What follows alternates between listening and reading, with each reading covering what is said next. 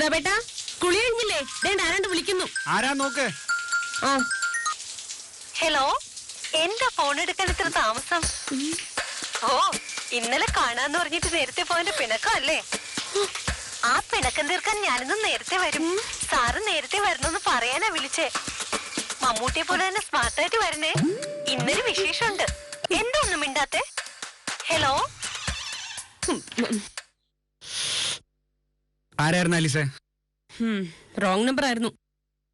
അല്ലെങ്കിൽ ഈയിടെയായി കാര്യങ്ങൾ അല്പം റോങ് ആയിട്ടാ പോകുന്നത്. അതെന്താ അങ്ങനെ ഒരു തോന്നൽ? അങ്ങനെ തോന്നി പറഞ്ഞു. അങ്ങനെ തോന്നിയതെല്ലാം പറയണ്ട. എന്റെ വീട്ടിൽ ഞാൻ ഇഷ്ടമുള്ളത് പറയും. പ്രതാപേട്ട സ്റ്റേഷനിൽ എസ് ഐ ആണെങ്കിലേ ഞാൻ ഈ വീട്ടിലെ ഐജിയാ. കുടുംബത്തിൽ സമാധാനം ഉണ്ടായിക്കോട്ടെ എന്ന് കരുതി ഞാനൊന്ന് ക്ഷമിക്കുമ്പോ നീ എന്റെ തലേ കയറി നിന്ന് നിരങ്ങുന്നോ? ഞാൻ സമ്മതിച്ചിട്ടില്ല.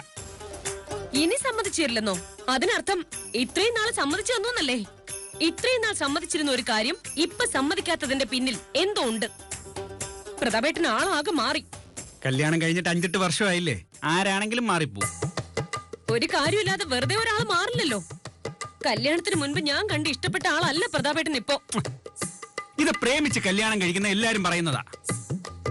ആലിസേ, കല്യാണത്തിന് മുമ്പ് നീ ഒരാളെ കൊല്ലണമായിരുന്നു. കൊല്ലാനോ? ആരെ? നിന്റെ സങ്കല്പത്തിലെ ഭർത്താവിനെ. എന്റെ ഭർത്താവ് അങ്ങനെയായിരിക്കണം, എന്നോട് ഇങ്ങനെ പെരുമാറണം എന്നൊക്കെയുള്ള മുൻധാരണകളാ കുടുംബത്തിന്റെ സ്വസ്ഥത നശിപ്പിക്കുന്നത്. ഏതായാലും കെട്ടിപ്പോയില്ലേ? അങ്ങനെ കഷ്ടപ്പെട്ട് നീ എന്റെ കൂടെ ജീവിക്കണ്ട. നല്ല ഇഷ്ടമുണ്ടെങ്കിൽ മാത്രം ജീവിച്ചാ മതി. ഇപ്പൊ തോന്നുന്നുണ്ടായിരിക്കും എന്നെക്കാൾ നല്ലൊരുത്തിയെ കെട്ടിയേക്കാരുന്നെന്ന്. അതൊക്കെ വെറും തോന്നലുകളാ. എന്റെ അത്രയും സുന്ദരിയും വിശ്വസ്തയുമായ ഒരു ഭാര്യയെ പ്രതാപേട്ടന് ഈ ജന്മത്ത് കിട്ടുകയില്ല. ആത്മവിശ്വാസം നല്ലതാ, പക്ഷെ അത് അതിര് കിടക്കുമ്പോ അഹങ്കാരമാവും. ഈ എസ് ഐ പ്രതാപചന്ദ്രൻ ഒന്ന് വിരലു ഞൊടിച്ചാൽ തരുണീമണികൾ വന്ന് ക്യൂ നിൽക്കും. ഞാൻ ജീവിച്ചിരിക്കുമ്പോ ഞൊടിക്കാൻ പോലുണ്ടല്ലോ, ഞാനതങ്ങ് മുറിച്ചു കളയും. എന്ത് ഞൊടിക്കുന്ന വിരല്? അതെ, ഇവിടെ നിന്ന് ഗുണദോഷിച്ച് എന്നെ നന്നാക്കാൻ നീ കഴിക്കാൻ എന്തെങ്കിലും എടുത്തു വെക്കേ. ഇന്ന് എനിക്ക് നേരത്തെ പോണം. ഇന്നെന്താ ഒരു നേരത്തെ പോക്ക്? പോകുന്ന വഴിക്ക് എനിക്ക് ഒരാളെ കാണാനുണ്ട്. ആരെ? ഇത് കൊള്ളാലോ. ഞാൻ എപ്പോ പോകുന്നു, എവിടെ പോകുന്നു, ആരെ കാണാൻ പോകുന്നു, ഇതൊക്കെ നിന്നെ ബോധിപ്പിക്കണോ? എനിക്ക് മനസ്സില്ല. പ്രതാപേട്ടൻ ആള് ശരിക്കും മാറി. നേരത്തെ വീട്ടിൽ വെച്ച് ദേഷ്യപ്പെടലില്ലായിരുന്നു. ഇങ്ങനെ പോയാൽ ഞാനും എന്റെ തനി സ്വഭാവം എടുക്കുവേ. വേണ്ടായേ, എനിക്കിന്നൊരല്പം നേരത്തെ പോണം, അതുകൊണ്ട് പറഞ്ഞതാ. പ്ലീസ് ചെന്ന് ആഹാരം എടുത്തു വെക്കേ. ആലിസ് മോളെ പ്ലീസ്. അതെ, ഈ നമ്പറിൽ നിന്നാണ് കോൾ വന്നത്. എനിക്കറിയാമല്ല. ഇവള് ഇടതുവശം ചരിഞ്ഞാണോ എണീറ്റ്? ഹലോ, ഞാൻ താമസിച്ച് ഇറങ്ങും. ശരി ശരി. അതോർത്ത് ടെൻഷൻ അടിക്കണ്ട. ഞാൻ ആരും അറിയാതെ അത് മാനേജ് ചെയ്തോളാം. നേരിട്ട് സംസാരിക്കാം. വെച്ചോ. ഓഹോ, അപ്പൊ എന്തോ ഉണ്ട്. അവൾ ആരാണെന്ന് ഞാൻ കണ്ടുപിടിക്കും.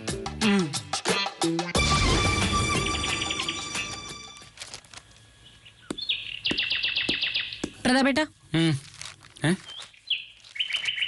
നീ എന്താ ഇന്നിത്ര നേരത്തെ? എനിക്കെന്താ നേരത്തെ പോയിക്കൂടെ? പോകാം, പക്ഷെ ഇതേവരെ പോയി കണ്ടിട്ടില്ല, അതുകൊണ്ട് ചോദിച്ചതാ.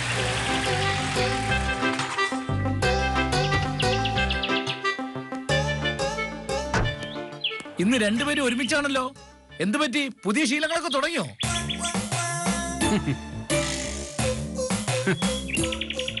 ജോലിയിൽ കുറച്ച് ആത്മാർത്ഥത കാണിച്ചേക്കാമെന്ന് കരുതി കാണും.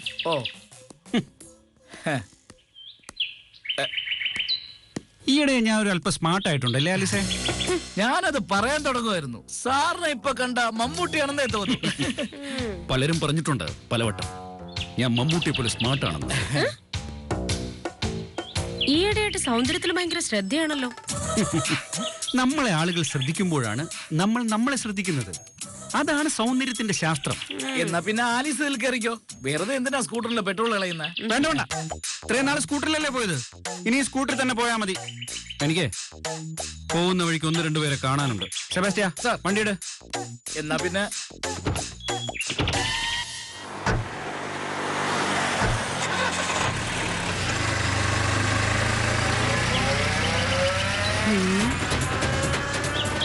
എന്തോ കള്ളത്തരമുണ്ട്, അത് ഞാൻ കണ്ടുപിടിക്കും.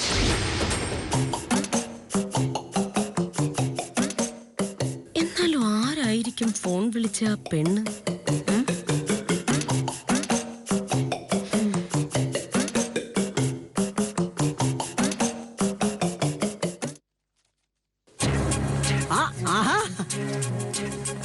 അത്ഭുതമാണല്ലോ.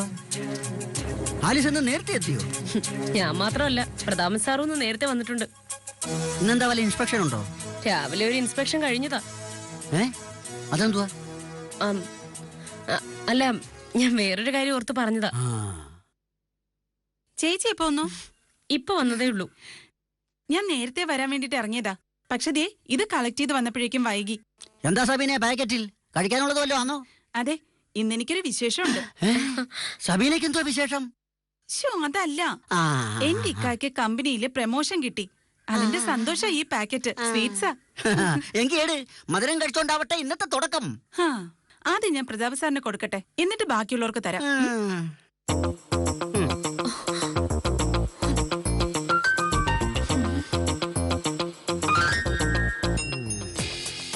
ഫോൺ വിളിച്ചത് ഇവളാണോ? ഏയ്, ഈ ശബ്ദം അല്ലായിരുന്നല്ലോ. അത് ശബ്ദം മാറ്റി വിളിച്ചതായിരിക്കോ?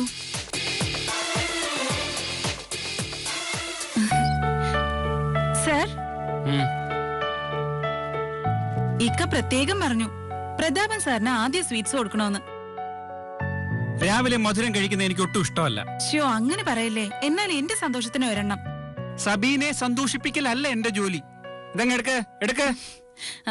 ഇക്ക സാറിനോട് ചോദിക്കാൻ പറഞ്ഞു. എന്ത്? പുതിയ പ്രോജക്റ്റ് വല്ലതും ഉണ്ടോന്ന്. എന്ത് പ്രോജക്റ്റ്? സിനിമയുടെ കാര്യ. സാറിന് താല്പര്യം ഉണ്ടെങ്കിൽ ദുബായിന്ന് പണം മുടക്കാൻ സ്പോൺസറെ കണ്ടുപിടിക്കാന്ന് ഇക്ക പറഞ്ഞു. എന്നെ ഒരു നായികയാക്കി എടുക്കാനാ ഇക്കയുടെ ഉദ്ദേശം.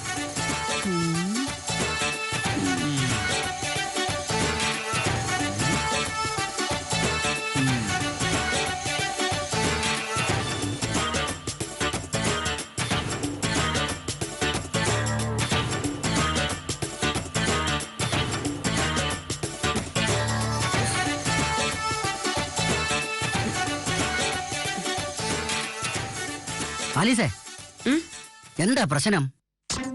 എന്ത് പ്രശ്നം? അല്ല, ഞാൻ വന്നപ്പം തൊട്ട് ശ്രദ്ധിക്കുന്നതാ. ആലീസിന്റെ മനസ്സ് ഇവിടെ അല്ല. പ്രതാപൻ സാറോട്ട് എന്തെങ്കിലും വിഷയമുണ്ടോ? സാറെന്താ ഇങ്ങനെയൊക്കെ ചോദിക്കുന്നേ? ഞാൻ ആലീസിനെ കാണാൻ തുടങ്ങിയിട്ട് എത്ര നാളായി. ഈ മുഖം പാടുമ്പോഴേ എനിക്കറിയാം നിങ്ങളുടെ ഇടയിൽ എന്തോ പ്രശ്നമുണ്ട്. ഏയ്, അതൊക്കെ സാറിന് വെറുതെ തോന്നുന്നതാ. എന്നാ പിന്നെ അതെന്റെ തോന്നലായിട്ട് തന്നെ ഇരിക്കട്ടെ.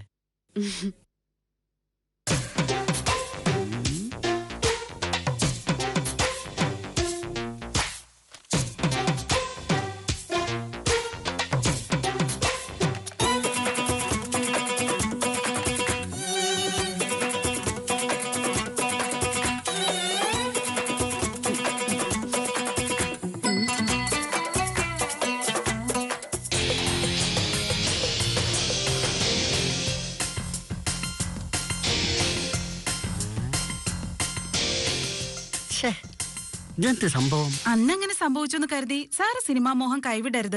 സാറ് വലിയ കഴിവുള്ള ആളാ. അഭിനയിക്കാൻ ആളില്ലെന്ന് കരുതി ഒന്ന് മാറ്റി വെക്കണ്ട. സാറ് എപ്പോ വിളിച്ചാലും ഞാൻ വരാം.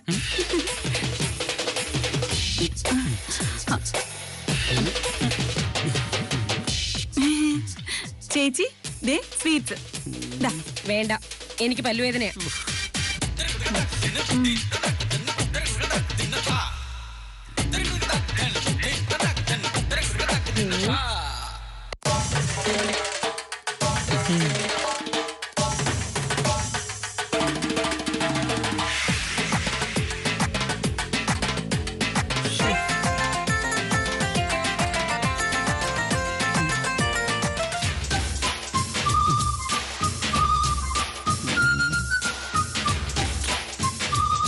വീട്ടിൽ സ്നേഹത്തോടെ ഭാര്യയോട് 2 വാക്ക് മിണ്ടാൻ ബുദ്ധിമുട്ട്. ഓഫീസിൽ കീഴ്ജീവനക്കാരോട് മനസ്സ് തുറന്ന് സംസാരം. ഇതിനാണോ നേരത്തെ പോകുന്നത്? വൈകിട്ട് വീട്ടിലേക്ക് വാ, ബാക്കി അവിടെ വന്നിട്ടും.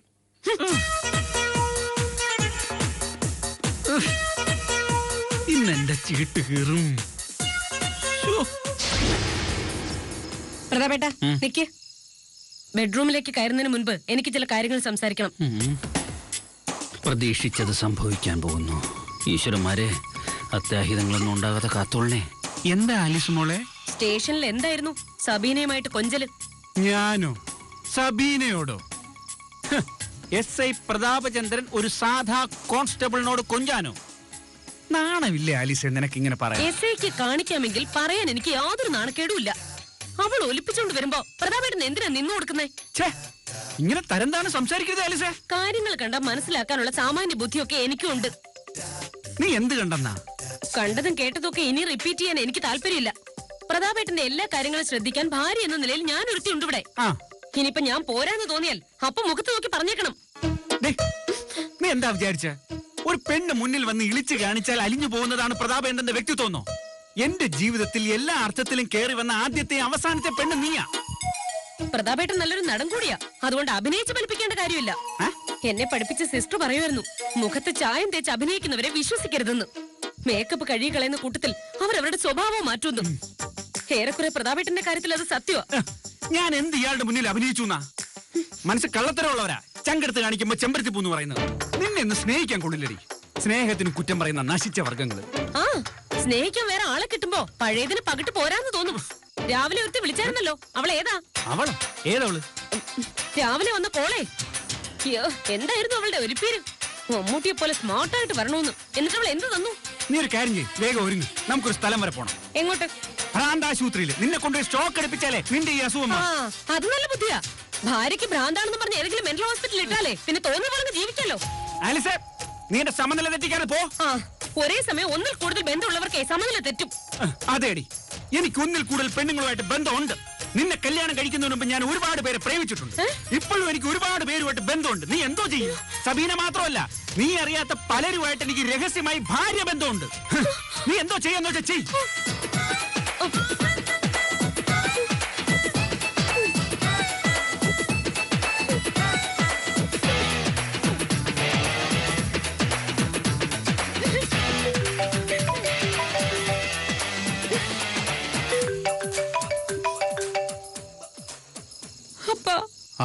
നീ കിടന്നായിരുന്ന മോളെ? ഒരു കാര്യം ഓർമ്മിപ്പിക്കാൻ വേണ്ടി വിളിച്ചതാ. നിന്റെ അമ്മച്ചി മരിച്ചിട്ടേ ഈ 25-ാം തീയതി 5 വർഷം ആകുക. അന്ന് നമുക്ക് എടി മോളെ, നീ എന്തിനാ കരയുന്നത്? അവള് മരിച്ചിട്ട് 5 വർഷമായില്ലേ? ഇനിയും ഇത്രയും ചങ്ക് പൊട്ടി കരയണോ? അയ്യോ, ഇത് കേട്ടിട്ട് എനിക്കും സങ്കടം വരുന്നു മോളെ. എടാ ജോണിക്കുട്ടി, അമ്മച്ചിയുടെ ചരമവാർഷികത്തിന്റെ കാര്യം പറഞ്ഞപ്പോഴേ ആലീസ് മോള് കരയുന്നടാ. അല്ലെങ്കിലും അമ്മച്ചി മരിച്ചാല് അപ്പന് മാത്രമേ സന്തോഷമുള്ളൂ. എനിക്കും ചേച്ചിക്കും അമ്മച്ചി കേട്ട അപ്പ കണ്ണ് നിറയും. എടി മോളെ, മതി കരഞ്ഞത്. നിനക്ക് അമ്മച്ചോട് ഇപ്പോഴും ഇത്രയും സ്നേഹം ഉണ്ടെന്ന് അറിഞ്ഞിരുന്നെങ്കിൽ ഈ സമയത്ത് ഞാൻ വിളിക്കത്തില്ലായിരുന്നു. അമ്മച്ചിയുടെ കാര്യം ഓർത്തല്ല ഞാൻ കരഞ്ഞത്. പിന്നെ ഞാനും പ്രതാപേട്ടനും തമ്മിൽ ചെറിയൊരു വഴക്കുണ്ടായി. അവൻ നിന്നെ തല്ലിയോ? എന്നാ മോളെ പ്രശ്നം? അതൊക്കെ നേരിട്ട് പറയാം. നാളെ സ്റ്റേഷനിൽ ഞാൻ നേരത്തെ ഇറങ്ങും. അപ്പനെയും ജോണിക്കുട്ടി എനിക്ക് കാണണം. ചില കാര്യങ്ങൾ തീരുമാനിക്കാനുണ്ട്. എവിടെ വെച്ച് കാണണമെന്ന് നീ പറഞ്ഞാ മതി, ഞാൻ ഇവനെ കൂടെ അങ്ങെത്തിക്കോളാം. വിളിക്കാം. ശരി ശരി.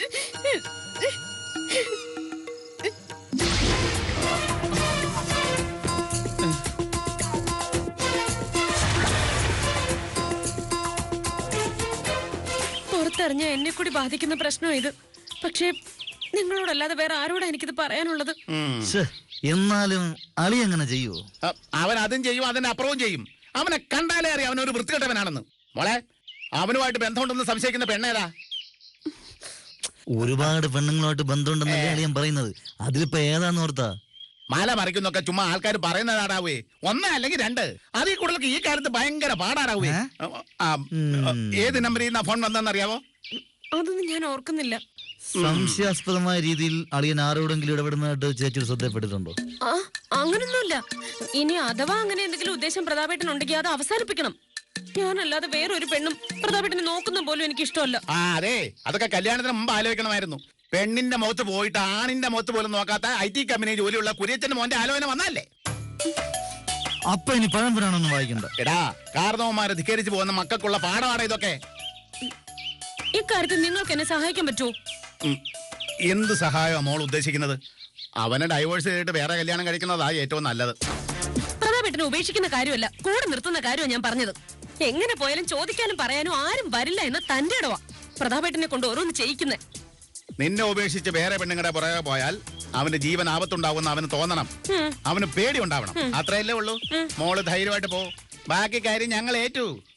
ചേച്ചി പൊയ്ക്കോ, 2 ദിവസത്തിനകം നമ്മൾ തീരുമാനം ഉണ്ടാക്കും. ഒക്കോ. ജോണിക്കുട്ടി, ഏതൊക്കെ പെണ്ണുങ്ങളുമായിട്ട് പ്രതാപേന്ദ്രന് ബന്ധമുണ്ടെന്ന് നീ രഹസ്യമായിട്ടൊന്ന് അന്വേഷിക്കണം. അപ്പാ അതിനൊന്നും എന്നെ കിട്ടത്തില്ല. ചോദ്യം അന്വേഷണം ഒന്നും വേണ്ട. ചേച്ചിയെ പോലൊരു ഭാര്യയെ വിട്ടിട്ട് മറ്റ് പെണ്ണുങ്ങളുമായിട്ട് ബന്ധം സ്ഥാപിക്കുന്ന അളിയന്റെ കൈയും കാലും അടിച്ചോടിക്കും. വേണ്ടടാ, അവന്റെ നടുവ് തളർത്തിട്ടാ മതി, അതാ നല്ലത്. എന്റെ അപ്പ കാലും കൈ അടിച്ചോടിച്ചാ മതി. നടുവ് തളർത്തിയാ മതി. എന്റെ അപ്പ ഓരോ തെറ്റിനും അതിനുള്ള ശിക്ഷയെ കൊടുക്കാവൂ.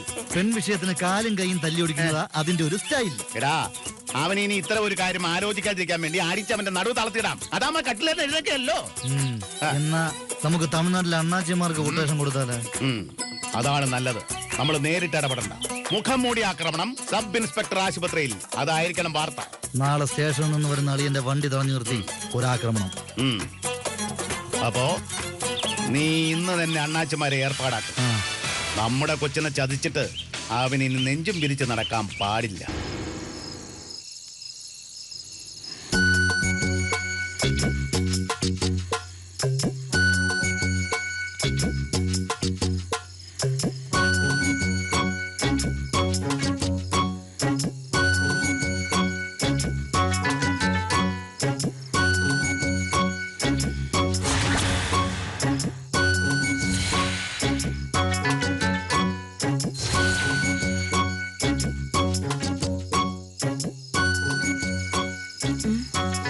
രാവിലെ 7:30 8:00 കോള് വന്നത്.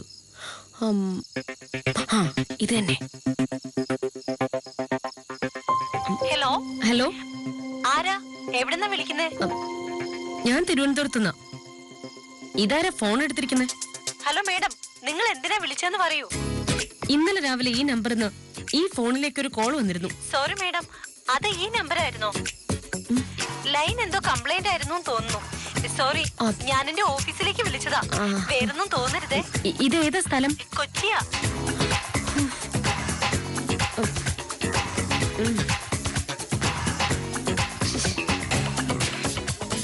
മനുഷ്യന്റെ മനസ്സമാധാനം കളയാൻ വേണ്ടി ഓരോരോ ലൈൻ കംപ്ലൈന്റ്. ഞാൻ വെറുതെ പ്രതാപേട്ടനെ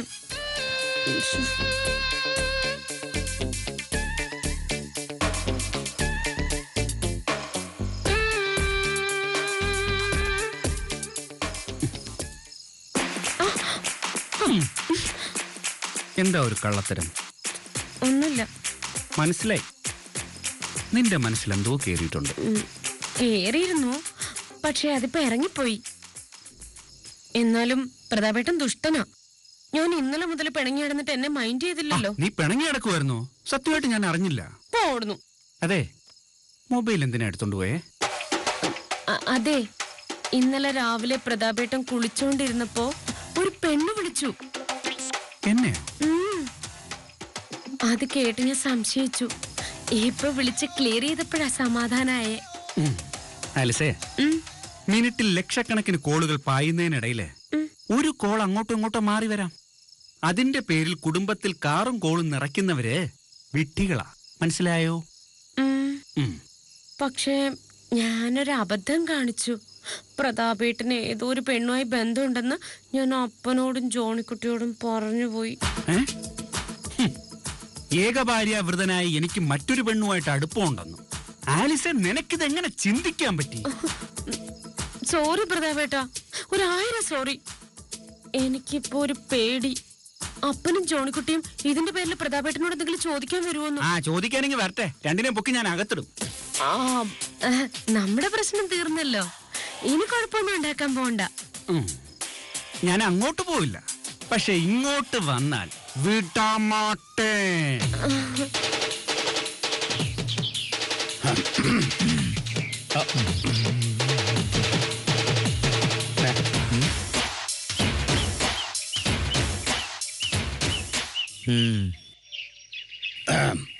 നീ പറഞ്ഞ പോലെ കാര്യങ്ങളൊക്കെ ഞങ്ങൾ നല്ല വെടിപ്പാക്കിയിട്ടുണ്ട്. ഇനി അവൻ ഒരു പെണ്ണിന്റെ മുഖത്ത് പോലും നോക്കുകയില്ല. പെണ്ണെന്ന് കേട്ടാലേ നടുങ്ങും. നിങ്ങൾ ആരുടെ കാര്യം ഈ പറയുന്നേ? എടീ, നിന്നെ വഞ്ചിച്ച് കണ്ട പെണ്ണുങ്ങളുടെ പുറകെ പോകുന്ന ഒരുത്തനുണ്ടല്ലോ, പ്രണാഭയന്ത്രൻ. അവന്റെ കാര്യമായി പറഞ്ഞത്. അയ്യോ, അതെന്റെ തെറ്റിദ്ധാരണയായിരുന്നു. ഇപ്പൊ അതൊക്കെ മാറി. പ്രതാപേട്ടനോളം നല്ലൊരു ഭർത്താവ് ഈ ലോകത്ത് വേറെ ഇല്ല.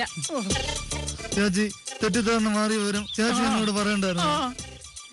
കൊലച്ചതിയാണല്ലോടി നീ ഞങ്ങളോട് കാണിച്ചത്. ഇന്നലെ നീയല്ലേ പറഞ്ഞത് അവനെ കൈകാര്യം ചെയ്യണമെന്ന്. ഇനിയിപ്പൊ അതിന്റെ ആവശ്യമൊന്നുമില്ലപ്പാ. ഞങ്ങൾ തമ്മിലുള്ള എല്ലാ പ്രശ്നവും തീർന്നു. അതങ്ങ് പള്ളി പോയി പറഞ്ഞാ മതി. എന്ത്? തമിഴ്നാട്ടിൽ നിന്ന് വന്ന കൊട്ടേഷൻ സംഘം SP ഓഫീസിലേക്ക് പോയ പ്രതാപേന്ദ്രനെ വഴിയിലിട്ട് ചവിട്ടി കൂട്ടി. അവനെ ആശുപത്രിയിലാക്കിയിട്ടാ ഞങ്ങൾ വന്നിരിക്കുന്നത്. മരിക്കുവോ ജീവിക്കുവോ എന്നൊരു ഉറപ്പുമില്ല.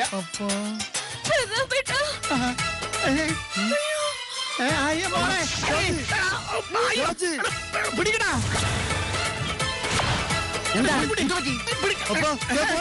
എടാ ഇട്ടേച്ച് വാടാ. ബാക്കിയൊക്കെ അവര് നോക്കിക്കോളും. ഇല്ലെങ്കിൽ ഈ കേസ് കൂടെ ചേർത്ത് നമ്മളെ അടുത്ത് അകത്തിടും. എന്തായാലും ചേച്ചിയല്ലേ, നമുക്ക് രക്ഷപ്പെടാം.